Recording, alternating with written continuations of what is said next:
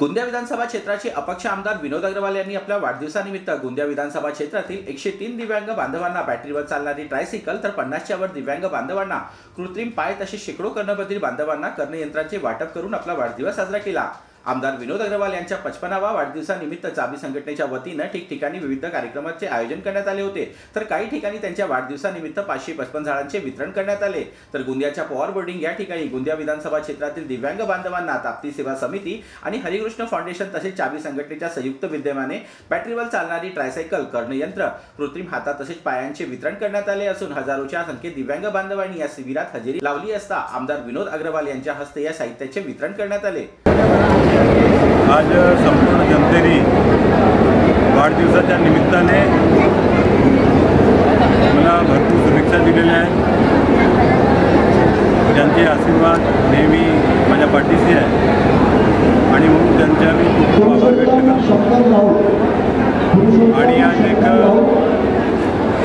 सामाजिक जाणीवेच्या भावनेतून दरवर्षी वाढदिवस जे समाजामध्ये अपंग आहेत, दिव्यांग आहेत, वंचित आहेत, निराधार आहेत, त्यांच्यासोबत साजरा करण्याचा माझा नेहमी प्रयत्न असतो।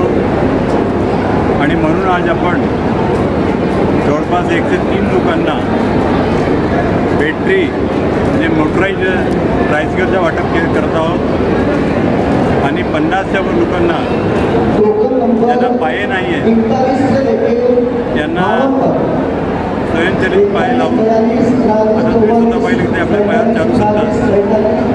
हा उपक्रम आज निश्चितपणे सर्वांच्या सहकार्याने या ठिकाणी आयोजित केलेला आहे। याच्यामध्ये ज्यांनी सहकार्य केले त्यांना खूप आभार। आणि अशीच एक समाजातील रंजिरा गांजावरतीची सेवा नेहमी